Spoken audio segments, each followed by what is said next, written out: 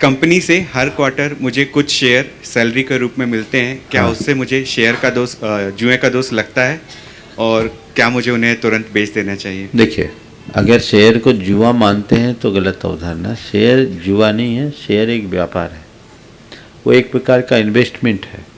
आपने किसी कंपनी का कोई शेयर खरीदा, यानी उस कंपनी में आपने अपना उतना प्रतिभाग सुनिश्चित किया, ये एक प्रकार का व्यवसाय है, जुआ नहीं है। शेयर जुआ कब है?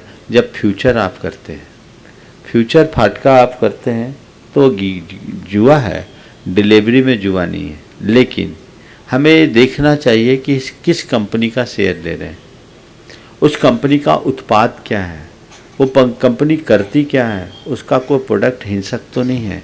इन बातों का हमें ध्यान रख करके ही शेयर में अपना पैसा निवेश करना चाहिए। और शेयर के संदर्भ में कंपनी आपको शेयर देती है, आप लेते हैं, कोई ज़रूरी नहीं आप उसे बेचें, बशर्ते आप सही कंपनी में काम कर रहे हैं। पर 2-3 सुझाव शेयर के संदर्भ में आप सबसे दूंगा कि बहुत दिन बाद आज शेयर का फिर से सवाल आया। शेयर का व्यापार मत कर रहा हूँ, क्योंकि मैं देखता हूँ कि शेयर बाज़ार का काम कैसा है। एक पंक्ति में मैं उसकी समीक्षा करता हूँ, जिस कारोबार में माल खरीदने के बाद दाम घटे और बेचने के बाद बढ़ जाए, उसका नाम शेयर बाजार। जो खरीदने में भी रुलाए और बेचने में भी रुलाए, उसका नाम शेयर बाजार है। इसलिए बहुत सोच समझ करके काम करना चाहिए। अगर निवेश भी करते हैं तो उन्हें करना चाहिए जिनके पास पैसा सरप्लस है, और अपनी कुल संचित निधि का एक छोटा सा हिस्सा ही उसमें इन्वेस्ट करना चाहिए। क्योंकि आजकल के समय में शेयर का जो धंधा है, बेवकूफ़ बनाने का धंधा है। कुछ लोग समूह बनाकर प्रमोटर बन जाते हैं और लोगों को टोपी पहनाकर अपना उल्लू सीधा कर देते हैं। एक कहानी सुनाता हूँ आज शेयर बाज़ार के संदर्भ में, जो लोगों के लिए आज फिर से संदेश देंगे। मुझे लगता है 2 साल बाद आज शेयर बाज़ार की फिर से चर्चा आ रही है। यद्यपि मुझसे जुड़े हुए बहुत सारे लोग हैं जो शेयर बाज़ार का काम करते हैं, सब लोग ऐसा नहीं है, लेकिन फिर भी जो व्यवस्थाएं हैं, एक शेयर बाज़ार से संबद्ध व्यक्ति ने एक किस्सा मुझे सुनाया था, वो मैं आज आप लोगों को सुना रहा हूँ।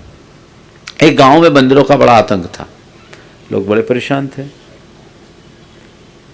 वहाँ एक सेठ पहुँचा और सेठ ने कहा हमें बंदर चाहिए और 100-100 रुपये में हम बंदर खरीदेंगे। गांव के लोगों ने सोचा कि चलो बंदरों से मुक्ति और 100 रुपये का फायदा। सारे गांव भर के लोग जुट गए, बंदरों को पकड़ा और जैसे तैसे पकड़ करके 200 बंदर इकट्ठे कर पाए। सेठ ने 200 बंदरों को 100-100 रुपये दे करके पेमेंट दिया, ले लिया, अपना एक आदमी बिठाया, बंदरों को वहीं रखा, वो आदमी वहीं देखभाल कर रहा था। सेठ ने खबर किया मुझे और बंदर चाहिए, तो बोले अब हम 150 देंगे। 25-30 बंदर और मिल गए, वो ले आए। सेठ ने कहा मुझे और बंदर चाहिए, अब मैं 200 रुपये में बंदर खरीदूंगा। लोगों ने देखा, इधर उधर खुच के 10-5 बंदर और पकड़ ले आए।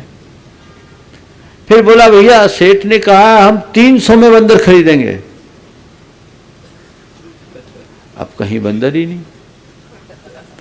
तो उसके मुनीम ने कहा देख बंदर को कौन पहचानता है, ये हमारे बंदर हैं, 150 में ले लो, 300 में बेच देना। 150 में ले लो, 300 में बेच देना।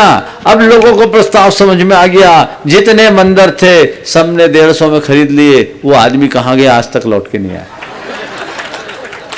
समझ गए, ये शेयर बाजार का धंधा है, आज ये हो रहा है। इसमें लोग बेवकूफ़ बन रहे हैं, शीर्ष स्तर के लोग कमा रहे हैं, बाकी का बंटाधार है। इसलिए बहुत सोच समझ करके निवेश करना।